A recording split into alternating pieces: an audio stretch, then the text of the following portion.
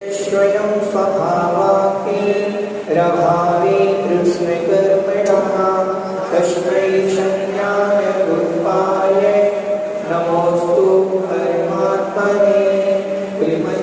श्री भगवान की जय। चलिए, कल हमने देखा था मंगलाचरण के अंदर कि जो अपने स्वरूप को प्राप्त हुए हैं उनको नमस्कार हो। किनको नमस्कार हो? जो अपने स्वरूप को प्राप्त हुए हैं। अगला छंद देखते हैं।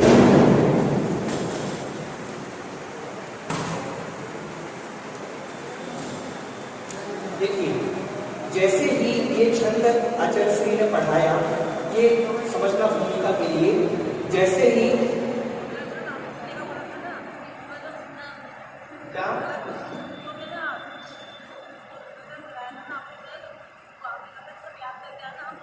ठीक है। चलिए, तो अपन ने जो जाना उसमें स्वरूप जो था आत्मा का कि अपने स्वभाव में जो आ गया है उसके लिए नमस्कार हो। तो एक शिष्य आचार्य श्री से प्रश्न करता है कि महाराज, अपने स्वभाव में हम कैसे आएंगे? हम सब व्यवहारी हैं कि नहीं है? अब हमें भी अपने स्वभाव में आना है, तो हम कैसे आए अपने स्वभाव में? तो आचार्य श्री अगला श्लोक ये कह रहे हैं कि कैसे अपने स्वभाव में आएंगे। चलिए, योग्योपादान योगेन योग्योपादान योगेन योग्योपादान योगेन योग्योपादान योगेन दृशितः स्वर्णकामता दृशितः स्वर्णता मता योग्योपादान योगेन दृशितः स्वर्णकामता दृशितः स्वर्णकामता द्रव्याणि स्वादि संपत्ता द्रव्याणि स्वादि संपत्ता वात्मनोऽप्यात्मता मता।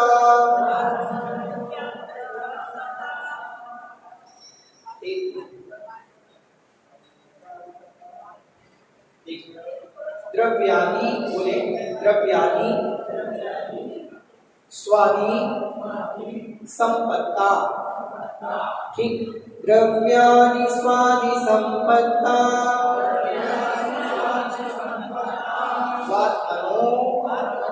वात्मनो याद इतना बोलना है, आधा पा या और आधा ता, याद मता मता। ठीक है, वात्मनो याद मता मता। ठीक है, समझ में आ गया? बोले सब। योग्योपादान योगेन दृशितः स्वर्णकामता द्रव्याणि स्वादि संपत्ता वात्मनोऽप्यात्मता। दो बार और बोलेंगे, एक साथ बोलेंगे पूरा श्लोक। योग्योपादान योगेन दृशितः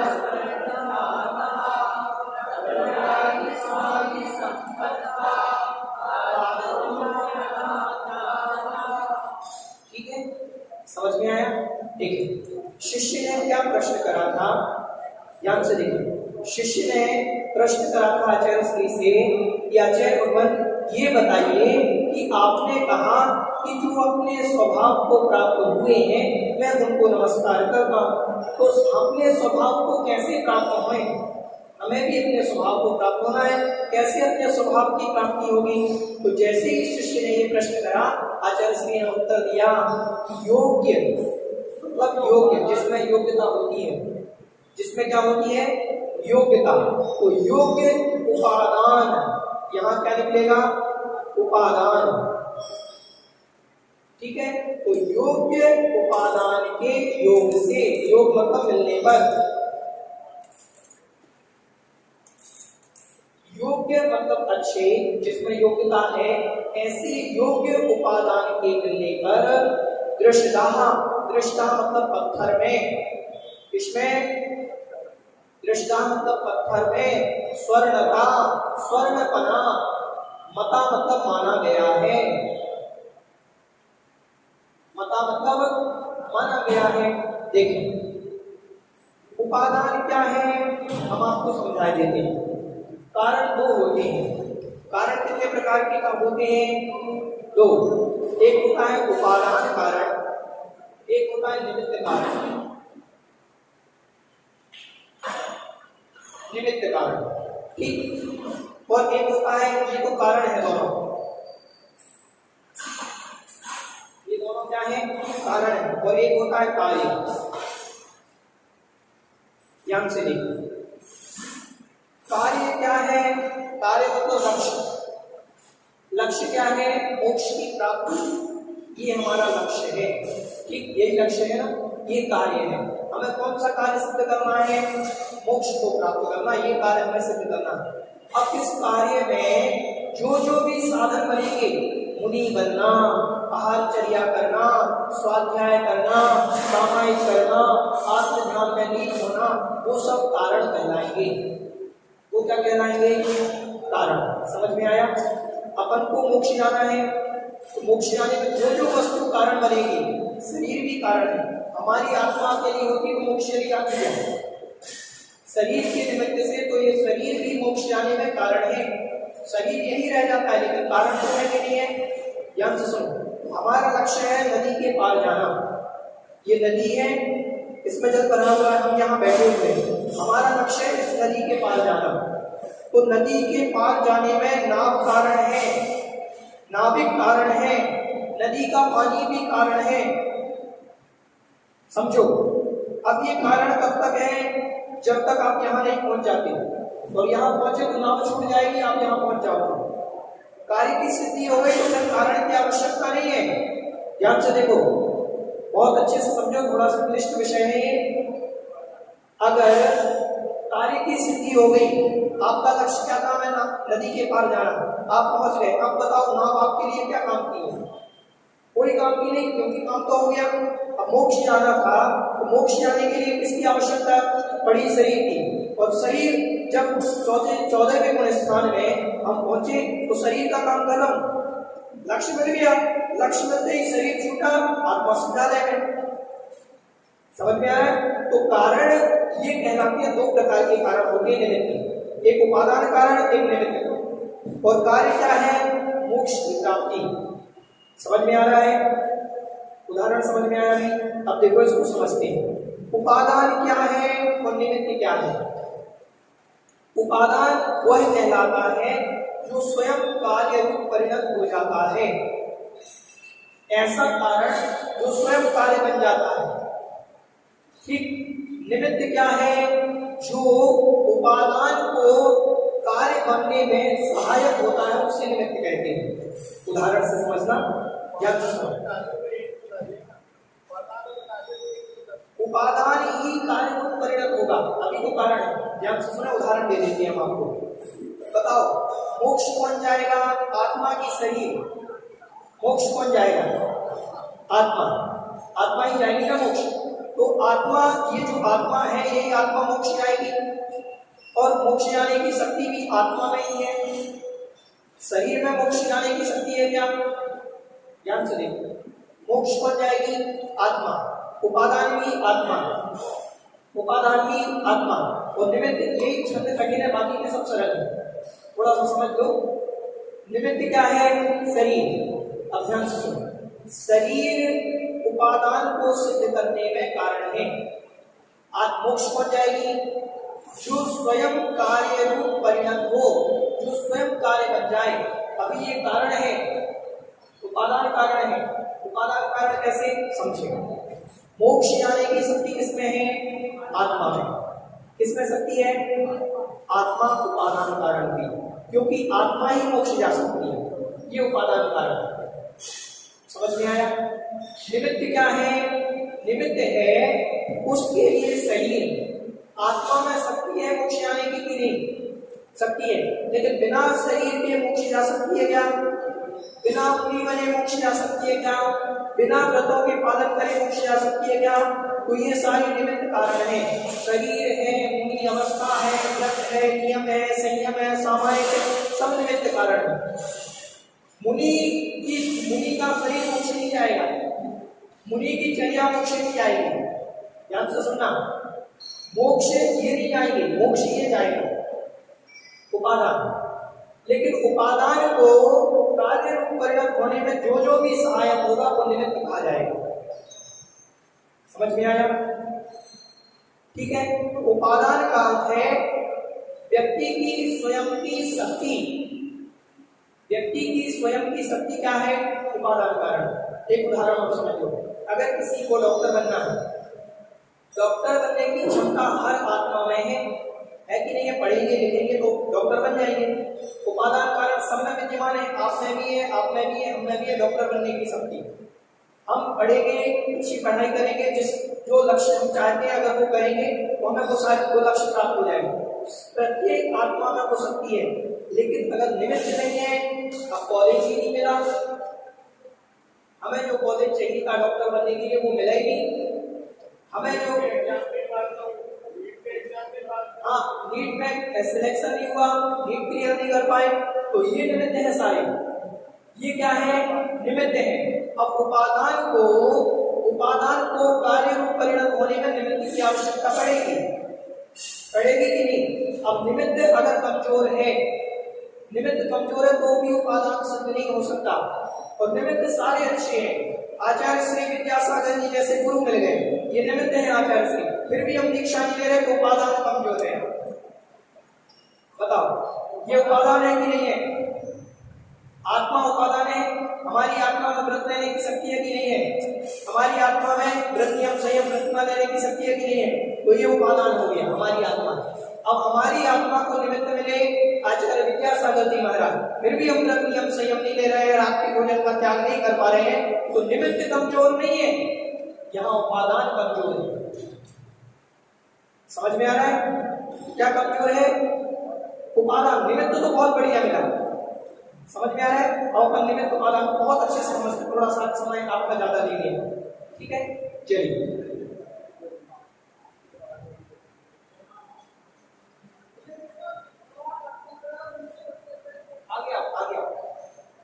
आगे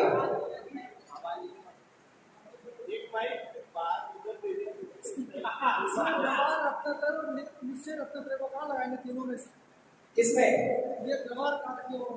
व्यवहार रत्नात्रय और निमित्त। ध्यान से देखिए, व्यवहार रत्नात्रय और निश्चय रत्नात्रय सब निमित्त कारण हैं। ध्यान से सुनो, रत्नात्रय भी सिद्ध भगवान में नहीं पाए जाते। सिद्धों में रत्नात्रय होते क्या? नहीं होते। सिद्धों में रत्नात्रय नहीं होते। तो रत्नात्रय तो टिकट है किसकी? मोक्ष प्राप्त करने की। और रत्नात्रय की पूर्णता कब होती है? 14वें गुण स्थान में। तो जैसे हम ट्रेन से जा रहे हैं, हम कोटा से जा रहे हैं कुंडलपुर, तो कोटा से दमोह जाना है, हमने टिकट ले ली, तो दमोह कोटा में ली, और ये टिकट कब तक काम की है? रास्ते में काम की है कि नहीं है? है कि नहीं है? कोटा से आप गुना पहुंचे तो गुना में काम की रहेगी कि नहीं रहेगी? गुना में फेंकोगे तो नहीं। कब तक नहीं फेंकोगे? जब तक दमोह नहीं पहुंच जाओगे, दमोह के स्टेशन से बाहर नहीं हो जाओगे। ध्यान से सुनना, ऐसे ही ये रत्नात्रय जो है, सम्यक दर्शन सम्यक ज्ञान, चाहे वो व्यवहार रूप हो चाहे निश्चय रूप, दोनों रत्नात्रय ये सब निमित्त है। और जैसे ही 14वां गुण स्थान पूर्ण होगा, सिद्ध बने, टिकट खत्म, टिकट का काम कोई काम नहीं। संगीपना यहां तक माना जाता है, सिद्धों को संगी नहीं कहा। तो टिकट का काम तब तक जब तक मोक्ष प्राप्त ना हो जाए। समझ रहे हो? ऐसा समझ। तो रत्नात्रय भी निमित्त कारण है, रत्नात्रय भी निमित्त कारण है मोक्ष की सिद्धि। दोनों रत्नात्रय, चाहे निश्चय रत्नात्रय हो या व्यवहार रत्नात्रय।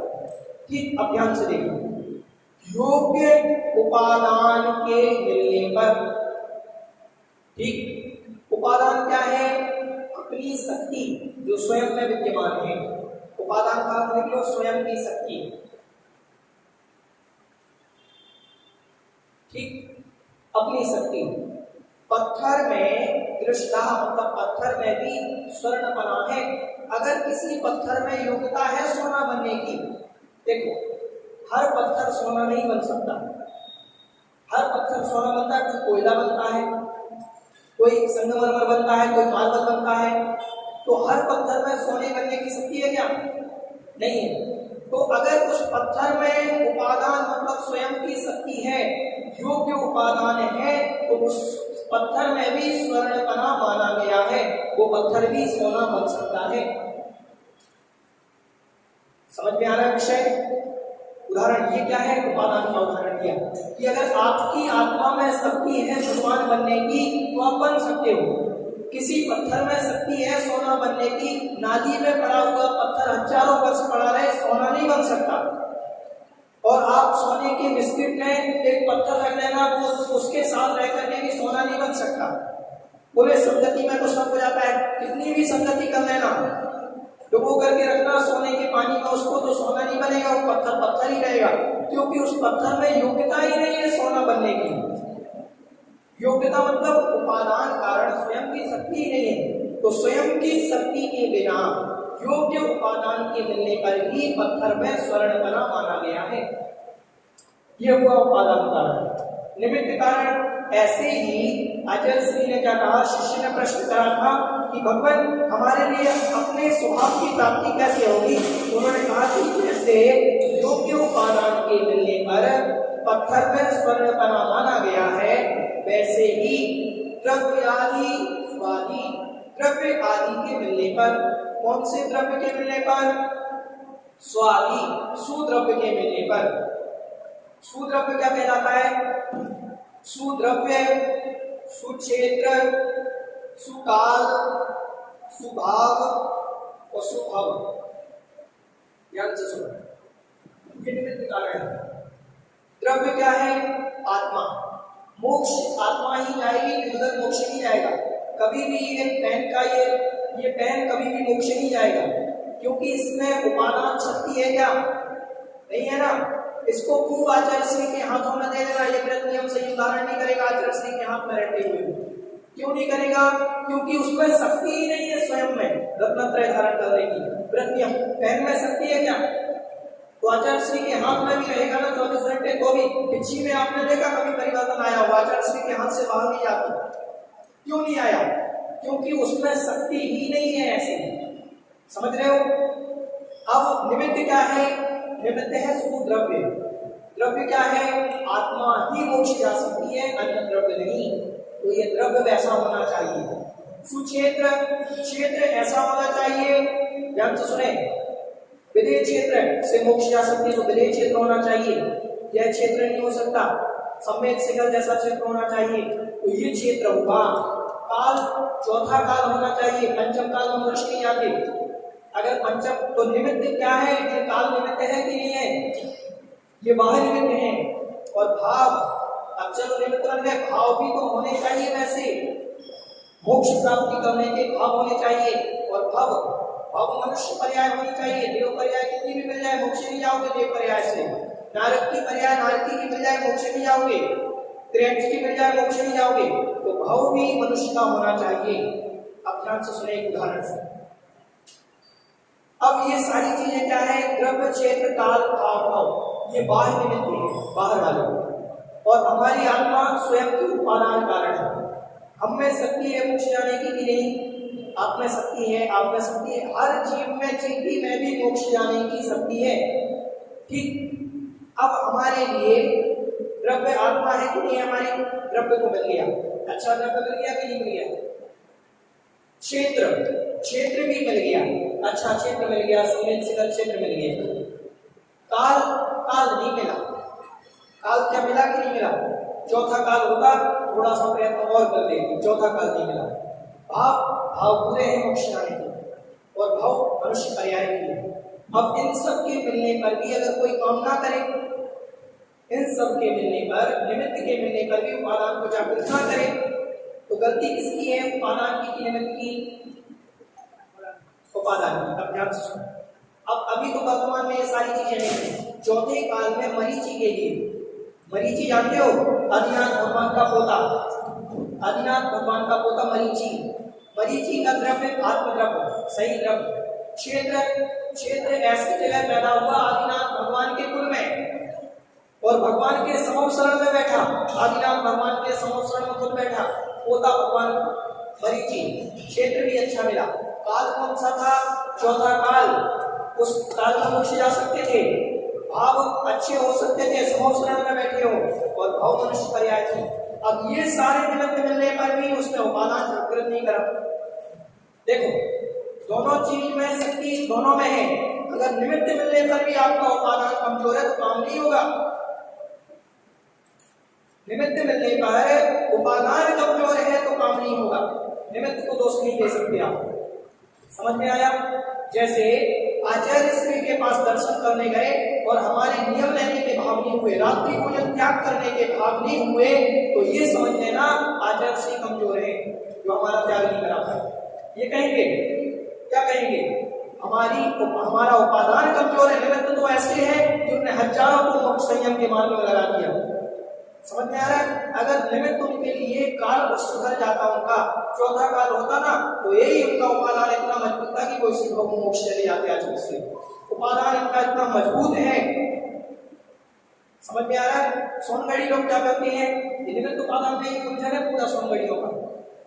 वो कहते हैं जब निमित्त मिलेंगे, चौथा काल आएगा, हमारी आत्मा में अपने आप ऐसी शक्ति आ जाएगी और मोक्ष चले जाएंगे। चौथा काल तो हमने हजारों बार पा लिया, हजारों बार चौथा काल मिल गया, लेकिन उस समय उपादान जागृत नहीं था।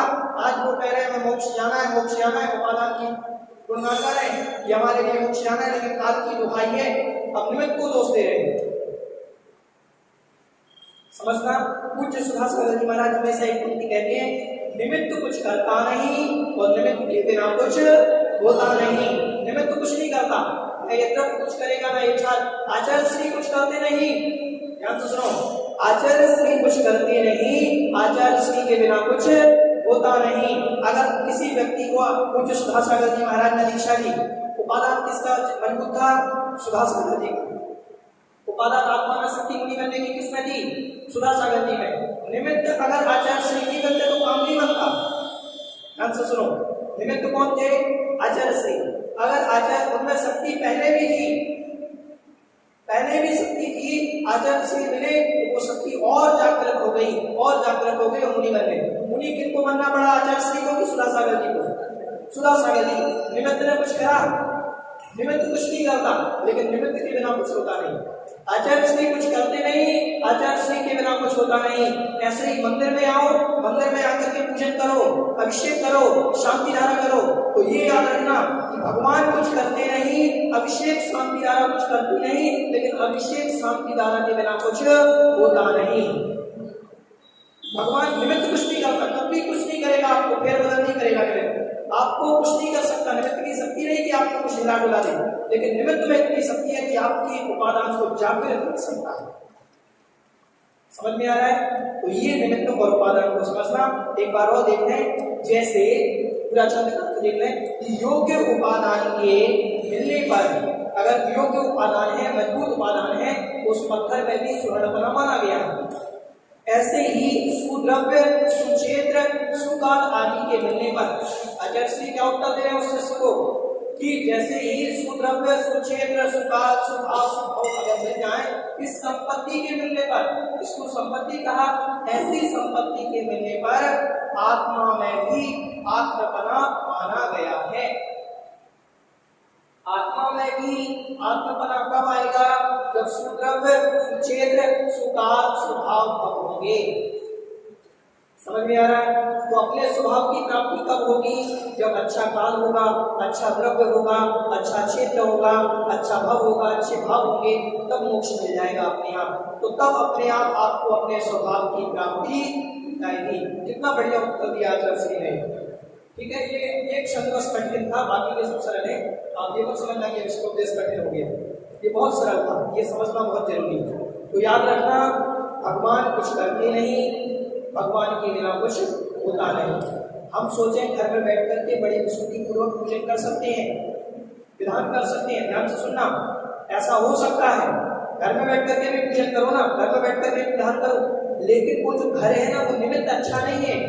निमित्त तो मंदिर चाहिए, निमित्त तो भगवान चाहिए। घर में बैठ करके जो भाव में विशुद्धि नहीं आएगी वो मंदिर में बैठ करके आएगी।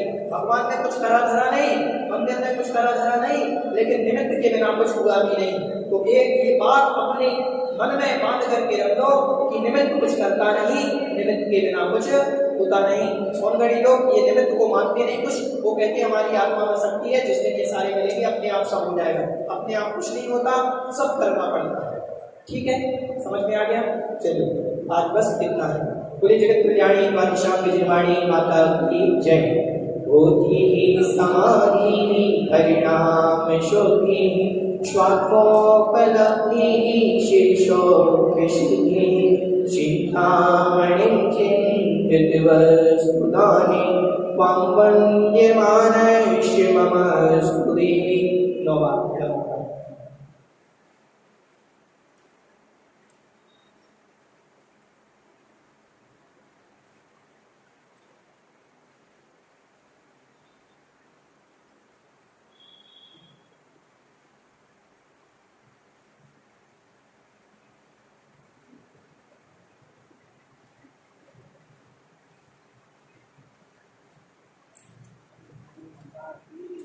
पूरी जगत कल्याणी माता शाम विजयवाणी माता की जय।